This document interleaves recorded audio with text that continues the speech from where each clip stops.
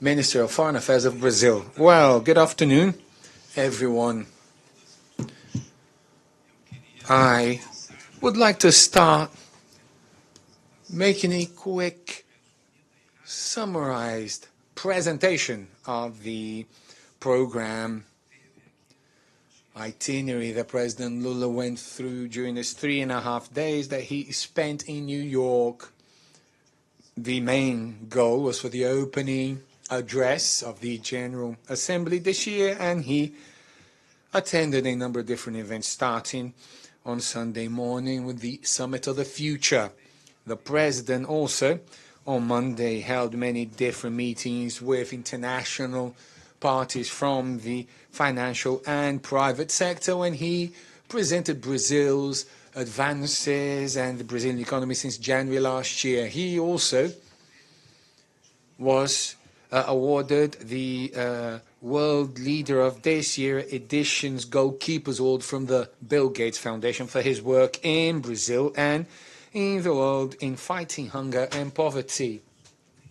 The President also held many bilateral meetings with many heads of state, such as the head of government from Germany, Olaf Scholz, the president of the European Community, Ursula von der Leyen, who the president discussed the in-course negotiations for the conclusion of the agreement between Mercosur and the European Union. He also had 2 meetings with President Macron from France. He was also with the president of the government of Spain, the prime minister of Haiti, and also the king of Jordan. In addition to making his opening address at the General Assembly yesterday, President Lula attended an event for the defense of democracy, which was organized by Brazil and Spain. Today, he opened the meeting of the G20 Chancellor meetings that has as its motto the call to action for the reform of global governance structures. And this was the first time that in a G20 presidency we had a second meeting of foreign affairs ministers. And the Brazilian government decision, inspired by President Lula, was to stage the second meeting at the UN headquarters, which was unprecedented and also open to all member states in addition to G20 countries. And on that occasion, we achieved the approval for the first time in the G20's history as a consensus, a document from the Ministry of Foreign Affairs from the group about an urgent theme, urgent topic for the world, which is the reform of global governance. This so-called call to action wants to drive the reform of the UN structures, multilateral financial institutions, as well as the World Trade Organization. This represents a very important message that we are all in agreement in relation to how urgently needed these reforms are, and that we are ready to actually start this debate, this discussion. Consensus by G20 in relation to the so-called action, it's a very important political feat. And in order to understand how important it is, all you need to really think about is how difficult it was to negotiate the document called Pact for the Future. This call to action for the G20, it's open, it has been approved by G20 already, and now the meeting, which is actually being held throughout this afternoon, this has had the approval of many other countries and groups of countries.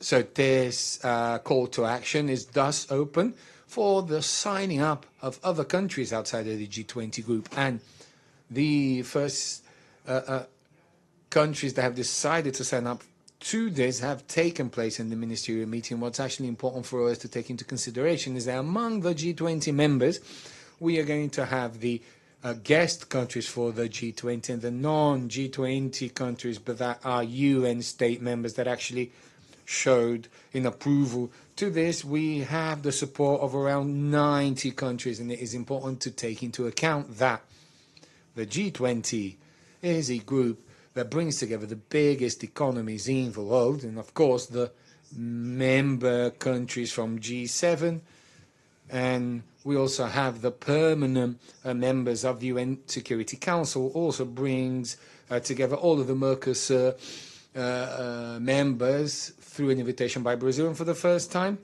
we have the participation of the General Secretariat of the African Union, which was an inclusion that happened during Brazil's presidency. And we also have the representation from the European Council and Commission. Therefore, this is a very important, big, comprehensive group, and that within is a geometry. We have the participation of the most diverse, varied member groups. It's also important for us to mention that today President Lula had a meeting with the UK Prime Minister, Keir Starmer. He also had a meeting with the President of Guatemala, Bernardo Arevalo, and just now he took part in a lunch invited by President Macron about the new financial pact, and he also met with Mahmoud Abbas, the Palestinian president. And in conclusion, I'd like to say that we are and have been following, getting information from Brazil's embassy in Lebanon, and we are following with concern the worsening of the situation in Lebanon and the harsh impact which is being imposed not just to their population but as well as the Brazilian nationals that live in that country. Brazil has condemned these aerial strikes from Israel against civilians in the region of Beirut, in Lebanon's south region, and also in the Dakar Valley. And we have renewed as a country the appeal for these airstrikes to be contained. It is paramount for the international community to manage these strikes to be immediately stopped. This aggression against the Lebanese people, and President Lula has mentioned this concern with all the contacts that he has had here in New York over this 3.5 days of his visit. The Brazilian embassy in Beirut is paying attention to this, providing assistance for many weeks, providing guidelines to the Brazilian community, which is big and important, and has been guiding them in relation to the services on offer to Brazilians during this very difficult period. These are the main data that I've got as far as President Lula's itinerary in New York, and he will now answer questions.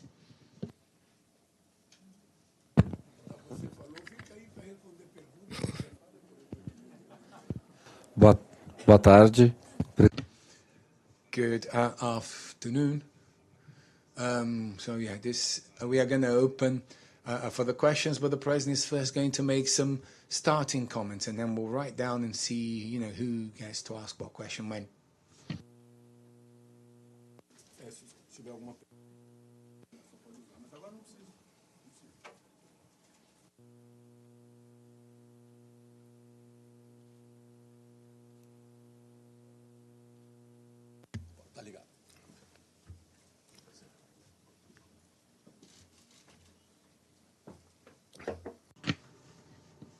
Well, friends of the Brazilian press, of the foreign press, I think that once more, Brazil's participation in the UN conference was a moment where we established our position in relation to what we have been demanding for some decades. Everyone knows that Brazil has been talking, has been insisting on, and has been trying to liaise with other presidents the need for us to renew the United Nations so that it may solve conflicts which today are simply cast away because we do not have global governance in the world. If we do not renew the UN, including more level of representation from other continents, you saw that at the start of my speech I said that when the UN was created in 1945, there were 51 countries. Today, the UN has 193 countries.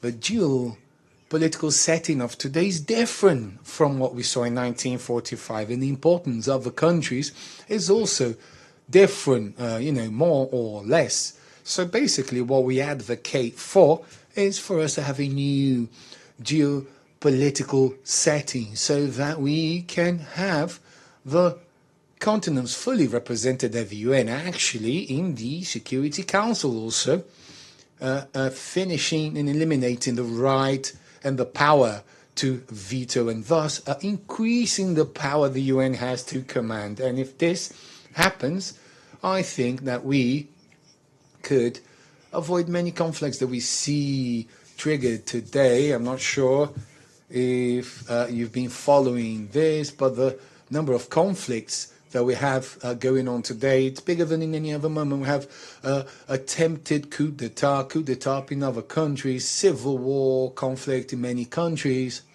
and the most visible conflicts that we are seeing, because Sudan and Yemen are apparently forgotten by the world press. But what we can see is what's going on in Israel, in Gaza, and now in Lebanon.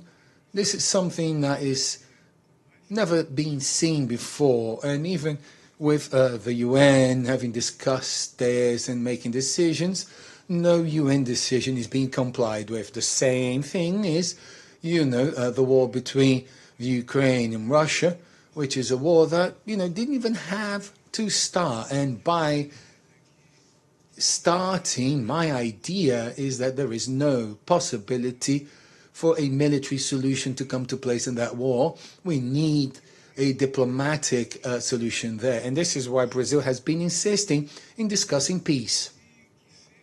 And may we call upon who the two countries believe can help them to find a path to peace, to find some common denominator so that the war ends in both countries, and for the two countries to be able to exist without hearing gunshots everywhere. And this is not easy, because in life, even, in your press life, that everything starts in one way, but we never know how it's going to end. War is the same. When whoever started the war thought that they would win in a week's time, but actually what happens is that the war is lasting almost 3 years already, and it seems to me that there is, and nothing is expected in way of negotiation. My Minister Celso Amorim, who today is my special aide, he was in China. He also visited Ukraine, Russia, and my request, with an attempt to discuss if there is any possible path where we can actually draft a peace proposition. There is a proposition from China that has been praised by some people together with Brazil, and we are ready if we know that both countries actually want to sit down and talk, because if they don't want to talk, we're not going to have that talk. So I think that we made this very clear in our speech. We made it clear for the need for the UN to play a very important role. The UN had a lot of strength when it was created to create the State of Israel, and now it does not have any strength to create the Palestine state. It is important for this to be created so that the two states may actually live in harmony, as well as many other countries in the world. Then, in addition to this, Brazil has an important representativeness because of the G20, and Brazil intends on holding a very, very special G20 meeting, not just because it's going to be held in Rio and only that, because that on its own is special, but because on the 16th of November, I believe we're going to have a social forum where we are inviting people from social movements from many different countries throughout the world, and then we are going to have a participation just between very important guests and fixed members, permanent members, because in addition to discuss inequality and the UN reform, also climate transition, which is going to be discussed, we need to discuss other issues which are, part of the order of the day. And it was not important, it was not possible for us to include in the agenda when we actually developed the agenda. I'm very happy with the result of this trip, because once more I had with me the President of the House of Representatives and the House and the President of the Senate, because it's very important for us to show the world the image that we have in Brazil, because in Brazil we can exercise democracy in its fullness, even through adverse conditions. And I like to say to the two speakers of the two houses in Brazil to know that the most extraordinary thing when I talk to other countries is when I tell them that, I was elected as president with a party that only has 70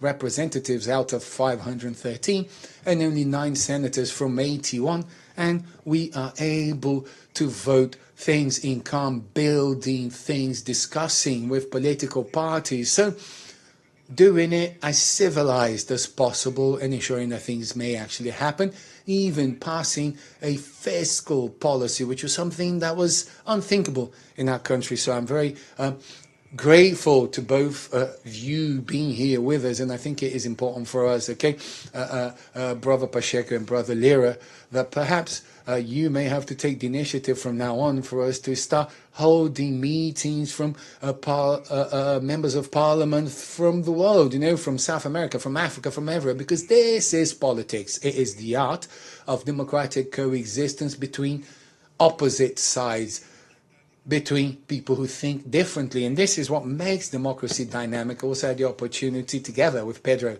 Sanchez from Spain, to hold a meeting with some presidents that we believe are democratic. We didn't invite everyone because it was something that we did very quickly, but for us to discuss the revitalizing of democracy, because extreme right rising and the extremism that we are seeing with a lot of support with the fake news industry. I mean, there are people getting rich with the amount of lies that they publish. So I invited the democratic presidents for us to discuss where, did democracy make a mistake? Because somewhere democracy did make a mistake that allowed these extremists and far-right people could actually question democracy itself, question the system, question a number of things that 50 years ago was, the fault of the left.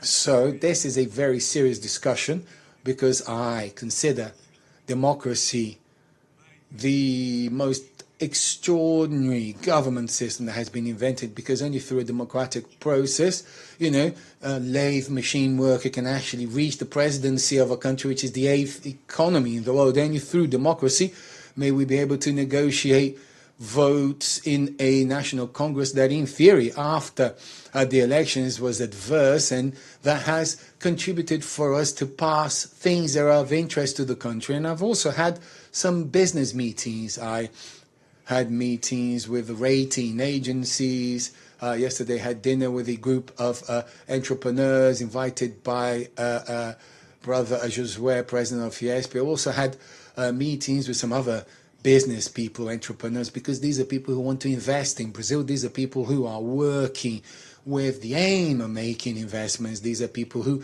believe that things now are actually working out. And as I am a very lucky president, I say to people, make the most of this, because I'm so lucky that Corinthians has started to win. They won 3 matches consecutively. Corinthians, my soccer team, and this is very, very, very lucky. And as the Brazilian economy is surprising everyone positively, this is the best luck that I've had, is that the Brazilian economy is actually surprising the men from the domestic foreign markets, the on-duty pessimists, and people are noticing that the economy is going to grow in Brazil. Minimum wages continue going to increase in Brazil. The social inclusion policies are going to continue in Brazil, and we are going to continue to take Brazil to reach a living standard that we refer to as respectable. When people are able to take one step up in the social scale, we want to ensure that they can take the second step, the third step, and never go back down, because Brazil is now giving itself a chance. And it is exactly in this moment when we are discussing energy transition so much that the whole world is thinking about this, and that No other country in the world has the conditions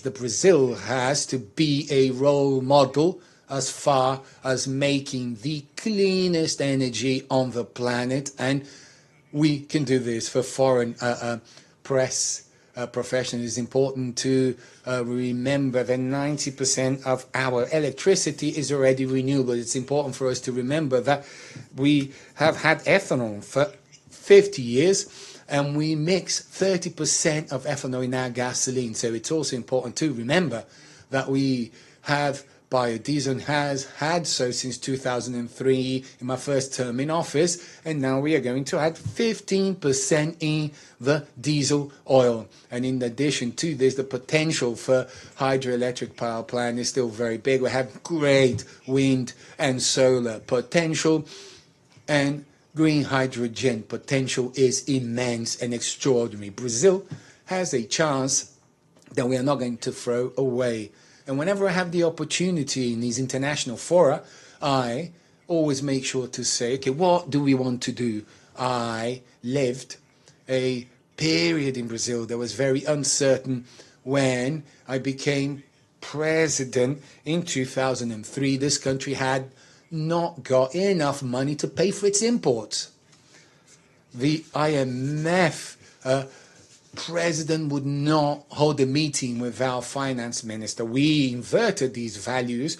We paid the debt, and we did something unprecedented in Brazil's history, which was to become the fourth international reserve in the world with $370 billion, which is what is actually paying for Brazil up until now, ensuring that we don't break in our crisis. So Brazil started being respected. Do you remember that we had left the hunger map in 2014? And now, when I came back in 2023, we had 33 million people going hungry once more in Brazil. We did away and lifted 24.5 million people lifted out of the situation of hunger. And at the end of my term, I want to ensure that in our country we have all children having 3 meals a day, breakfast, lunch, and dinner. And this is the country that I want to build. And this is the country which is within reach. It is in the hands of the senators, the representatives, my diplomats, the press, and in my hands also. Because, again, every day I have to say every day I had no other reason to be president once more, which is, to do more than what I did last time, with more experience, more mature, knowing of the difficulties, knowing that we are experiencing a very complex situation because we have a very active extreme, right, particularly acting in the digital world that you refer to as social network. I say digital network because there's a lot of things going on beyond the social. So this is the country that I came to present here at the UN. This is the country that I represent in all my bilateral meetings to the entrepreneurs, the business community. And this is the country that I'm talking about to you about and saying, after that, I am now here to ask the questions. Don't look at me because I cannot give you the floor. It's my colleague here. Okay, we're going to try and alternate between the international press and the Brazilian press, okay? And then we are going to let you know who are the next, the lady there, please. Your name and outlet, please. Esta oportunidade, soy Sherife Chetin de Agencia. Thank you for this opportunity, Mr. President. I'd like to ask you a question about the situation in Lebanon. Apenas dia, mais de 500 So over 500 people were actually killed, and now the Israeli military personnel, they announced that they are preparing for a land attack in Lebanon. And how do you, sir, assess this? And do you think maybe it's time to ask for a global weapons embargo to Israel? Thank you. I think it's important for us to remember that in Lebanon, the total of death toll is 625. It's the largest number of death toll since the civil war that lasted between 87 and 90. It's important also to remember that 93 women have passed away, 50 children, 258 people that were injured, and actually 10,000 people were forced to retreat and were dislodged from their homes. And also in the West Bank, we've seen the death of a lot of people.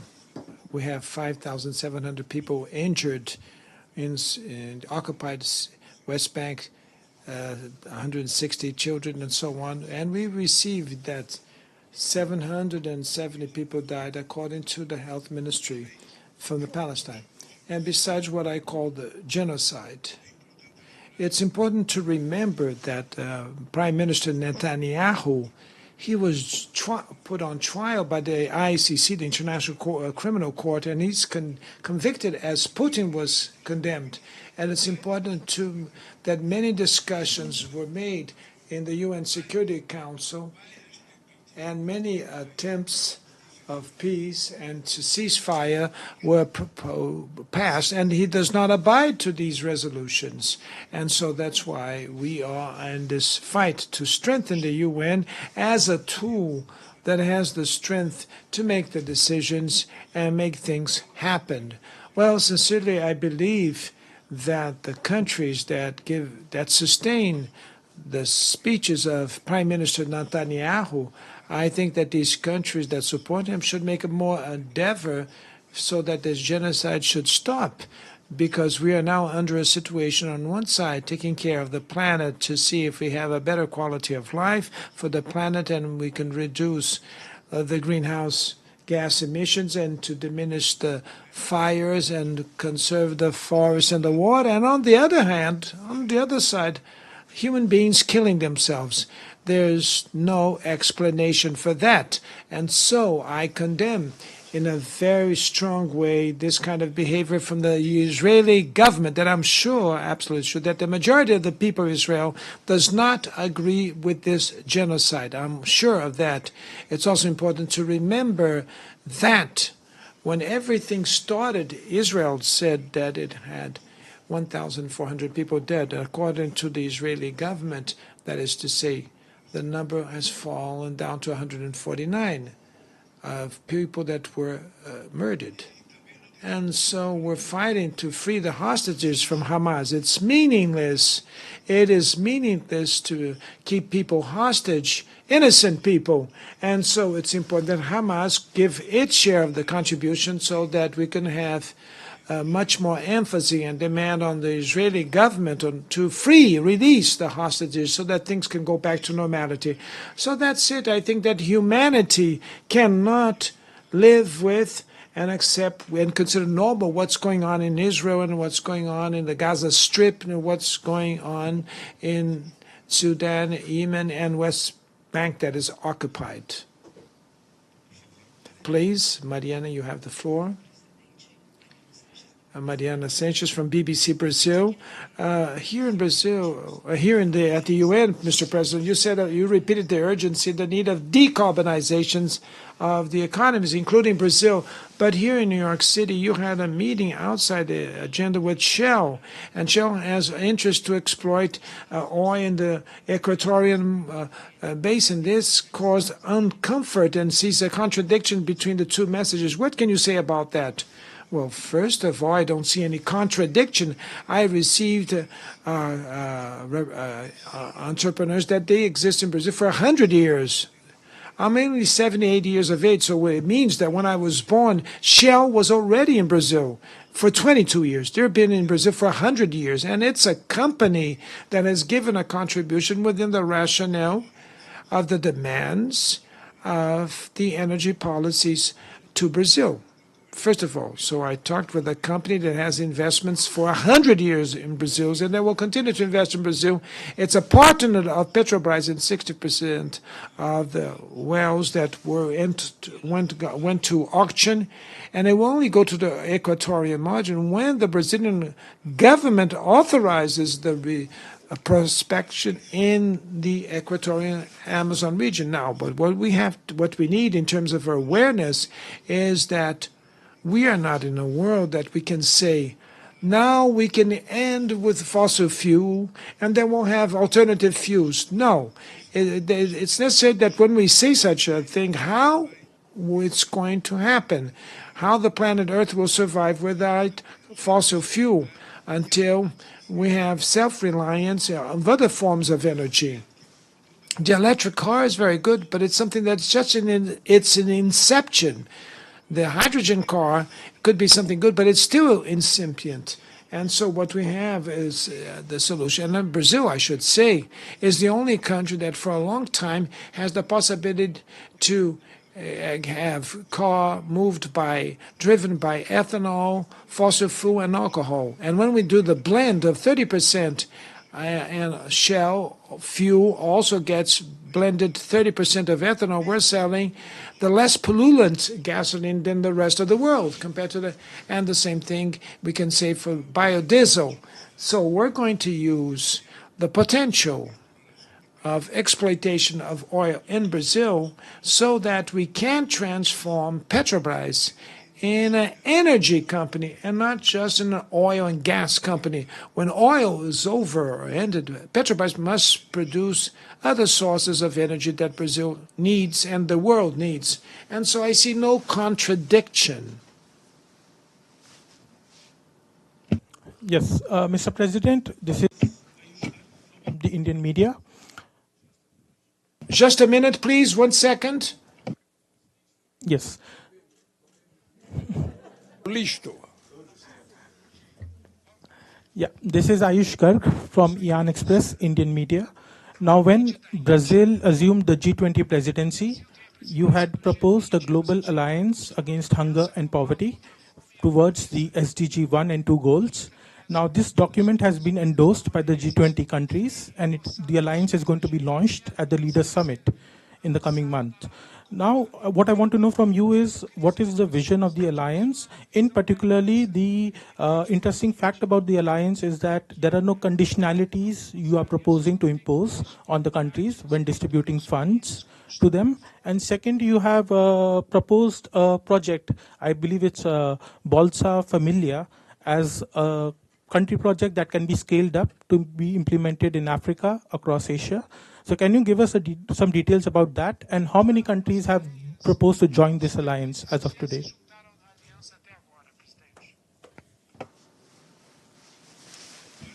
Well, for me, for my joy, the Global Alliance Against Inequality, Poverty, and Hunger has been a success. And up till now, all the countries that we have been talking to, they have had an extraordinary position to accept to participate in this global alliance. I do not believe that there's one president in any country that will refuse to participate in something of this magnitude, of these banners that we see, which is the fight against inequality, poverty, and hunger. Why so? Because there's no way to oblige the countries to give their contribution, to give a handout money. There's no way. What Brazil do with the G20 is to show the role models and give examples of successful public policies in Brazil, and to study other successful policies in other countries. And with a set of successful policies around these issues, we will be able to prove that the only possibility that we have to fulfill this goal is for us to include the poor people in the national budget of each country. It's not to do it only when it's possible. It's not to do it when you have money left over. No, you have to take this as a priority, that you have to place in the budget the poor people, include them in the national budget, so that when you're building the budget of a country, we know that the poor will have the security and safety that they will be taken care of. And we have an example in Brazil. It's not only Bolsa Família. Bolsa Família is only one ingredient. We have the increase of minimum wage. We have the increase of financing for small farmer, microcredit for small farmer. We have programs for small business. We have programs with water tanks, and we have we have many social programs. We can do many things, but we cannot do is just stand still and see that that results from the survey is a statistical data. No, the world produces enough food to end with hunger in the world.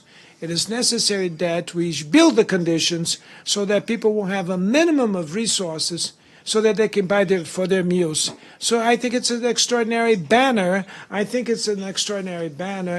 And it's a banner that is very important. I think it's going to be the most important thing that we will have to do and to fulfill. I'm very optimistic because all the countries were very favorable to this proposal. Let me make a mistake. I gave out here the wrong information.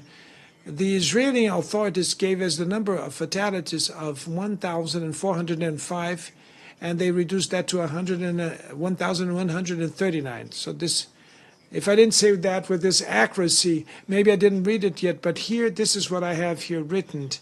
And the authorities have revised the attacks of 7 October. They're from 1,405 to 1,203. That's it? Is the figure, correct figure? Okay. All right. Sorry. Boa tarde, presidente Ismar Madeira. Good afternoon, Mr. President. You just mentioned in the opening statement problems with the wars and difficulties with world governance.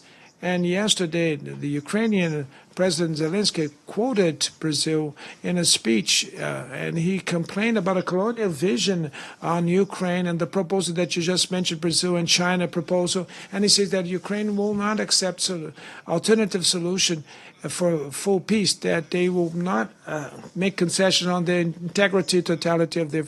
How do you see Zelensky's speech? Because the criticism also is mentioning the name of Brazil, the country Brazil. I think that you said the obvious. He has to defend the sovereignty of his country. That's obvious. He has to be against occupation of their territory. But what he's not managing to do is to build peace. And what we're proposing is not building peace just for them. We're calling their attention that only peace, that they should take into consideration, that only peace will guarantee that Ukraine will survive as a sovereign country. This is what we're calling. We're drawing their attention. They don't have to accept Brazil's proposal and China's proposal. There's no proposal. We just have an assumption that it's important to start the conversations towards peace. But Zelensky, if he was smart, he would have said something different, that the solution is a diplomatic solution, not a military solution. And this depends on the capacity to sit around the table and talk and to listen different opinion and try to reach an agreement so that the Ukrainian people have peace in their lives. That's it. A gente vai ter que encerrar porque we will now have to close because we have a flight that we have to take back to Brazil. And since I'm a highly Democrat, and since I'm a highly Democrat citizen, I'll allow 2 more questions. Now, please ask questions that are more intelligent, that I can answer the question. Just a second, the president has to put his headset. Just a minute. I have to make a sandwich of questions. You asked a meeting with the ratings agency here in Brazil, and you talked with the 3 major ratings agencies, and we stood from Minister Haddad that if Brazil can go back to the investment grade within your term. So we'd like to listen a little bit about that.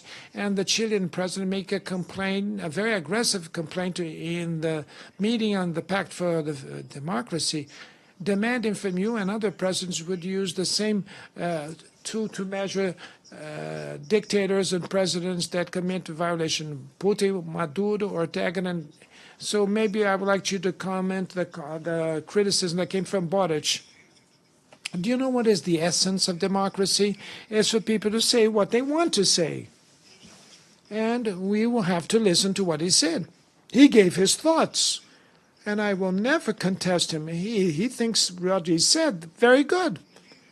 I don't see any problem, nothing aggressive from President Boric. President Boric has been saying that for many months. It's important that he will continue. Only he can say what he thinks. Now, I can't say what he thinks for. The second issue that I talked about, I called the ratings agency to talk, because the ratings agent, they have a track record. They go to Brazil, they have meetings in Brazil, they have offices in Brazil, in São Paulo, in Rio. The ratings agencies, they make their, and I made jokes with them saying that I have such a bad luck in this business that I never answered any poll, electoral poll, or any survey. Never. And so I never had any question from the National Census Bureau. They never came to me. So I called the ratings agency for a meeting because it's important that you should know directly from the President of the Republic of what's going on in our country. You don't have to listen only to the bankers. You only have to listen only to the business sector. Listen to the workers and listen to the President of the Republic. And they've been decent and talked with the finance minister and people from the Treasury. But I wanted to show them a little bit what's going on in Brazil. And what is going on in Brazil? The markets said that in January 2023 that we would grow 0.8% last year. We grew 3%. It could have been 2.9999, okay, if you want to be accurate. Very well. The market started to see that we were going to grow 1.5 for this year. Now the market is going up the prediction to 3.5% of the GDP growth this year. So I want people to remind what happened in Brazil that many times the press doesn't remember. Let's remember two magical words that I said during my campaign. The first one, so that a country have success, it's necessary for us to guarantee some important things. First, we used to say in the campaign trail, we need fiscal stability, and then we need economic stability, and then we need political stability, and then we need judicial stability, and it's necessary for us to have social stability. And last but not the least, we need predictability. And this is what we do. Nothing happens from after midnight. Everything we shed light. We're transparent. And with this country, with all its mark of instability that we had, and this, we now offer stability. And we are offering now more stability with the approval of the tax reform by the Congress, something that seemed impossible to be done. And you remember very well what we see in terms of investment going on in Brazil. For how long you haven't listened to investments of the automobile industry in Brazil? Well, they just announced an investment of 130 billion reais till 2028. And for how long you haven't heard investments in the pulp and paper industry, in the steel industry? 105 billion reais. So, besides the new industries that have 142 billion for financing from private and public sector. These investments didn't happen in Brazil for a long time. We still need more investment, and we need more stability so things could happen. What I want to show is that there are very few countries that behave with the seriousness that Brazil is behaving. And I want to say to what I said in 2005 to the managing director of the IMF. I learned my first economics lessons by a woman that was illiterate, which was my mother. And I learned with my mother that with my salary and with my brother's salary, said what we had to do with the money, she would say. And now what I do in the economy is the same thing. I cannot spend more than I have, than I collect. If I have to build a debt, this debt will not be for current expenses. This debt will be for a new investment, a public investment, will lead to asset growth in the country. And when you do that, you're not spending it. This is not government spending. It's government investment. And this is the country that the world should get to know. This is the country. I've done that once already, and I've seen the country growing 7.5%, the commerce 13%, and the people experience the best lives in their lives, and the automobile industry selling 3,800,000 cars per year, and now they're only selling 1.8 million cars. What happened to our country in the last years? What happened is that they were lacking government. And for you to govern a country is to know for whom you want to govern for. And I have a clear-cut mark that I govern for all, but mainly for the poor, for those people that are more in need and want, will be always top priority in my political decisions. And now there's even more.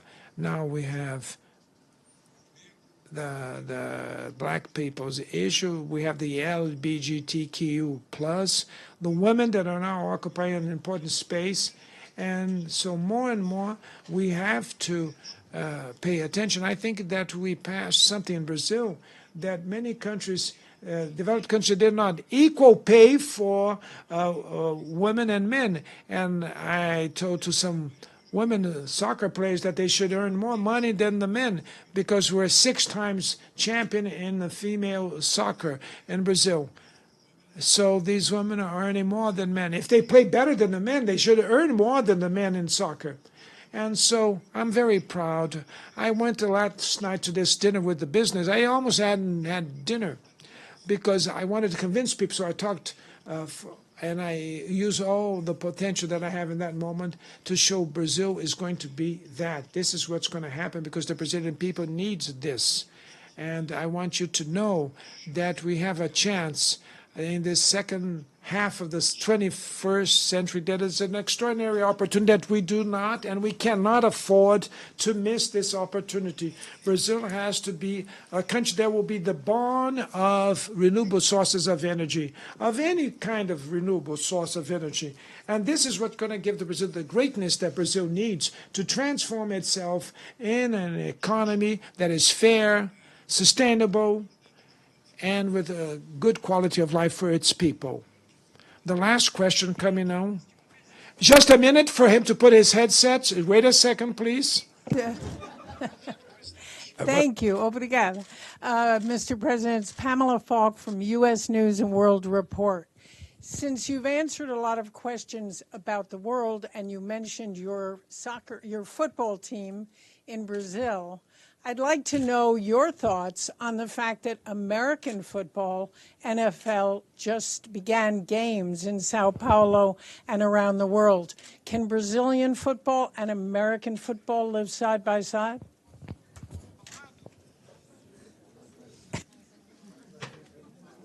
Eu confesso à jornalista que me fez a pergunta que eu fiquei surpreso com a quantidade de brasileiros e Brazilians. I confess to the journalist that asked me the question that about the amount of people that enjoy and follow the American soccer.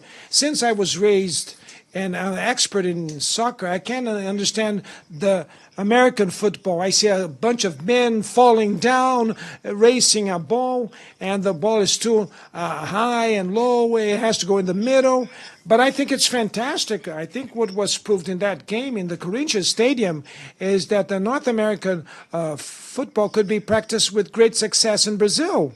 And I hope so, because since I have grandsons and I want to have grand-grandsons, maybe they can be players of American football, as you said. That's it. I was very happy with the fact because it was an unprecedented experience, an extraordinary, positive experience for Brazil. Thank you very much. Now, I have to go now.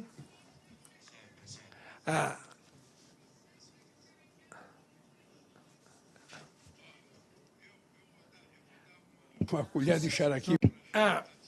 Rádio Itatiaia Radio. Thank you very much, Mr. President. I would like you to talk a little bit. Did something advance in terms of the Mercosur agreement with the European Union, with Pedro Macron, and with the President of the European Commission and the COP chairman? I would have had the expectation that you would announce something new for the COP 30. I have a lot of time. I'm going to Baku COP29. I will attend the Baku meeting, and from there I leave with the presidency of the chairmanship of COP30, and then I go to Brazil, who will be chair of the COP.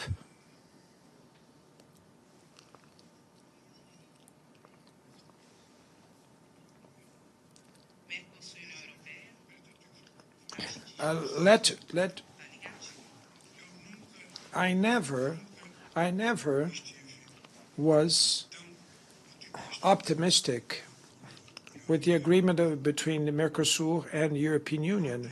Yesterday, I told to Ursula von der Leyen, that is our sister that negotiates this agreement, together with my ministers, that Brazil is ready to sign this agreement. And then now the responsibility is of the European Union and not on Brazil's side.